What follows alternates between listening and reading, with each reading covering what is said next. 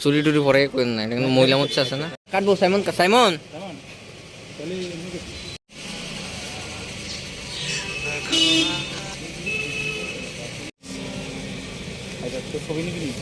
কেপুর থানায় বা কার বিরুদ্ধে অভিযোগ?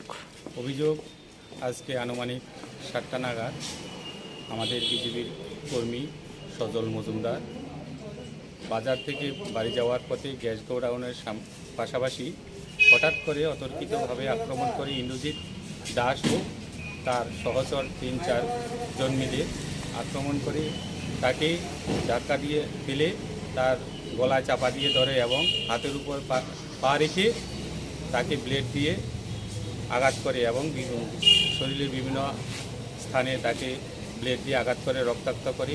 এখন কি অভিযোগ জানিয়েছে? এবং এখন তারপর সঙ্গে সঙ্গে খবর পেয়ে চিৎকার শুনে আমার ছেলেরা গিয়ে তাকে মধুপুর জাপানিয়া হাসপাতালে নিয়ে আসে এবং সেখানে ডাক্তার দেখে এখন আমরা মধুপুর থানাতে আটপুর থানাতে আমরা এসেছি অভিযোগ করার জন্য।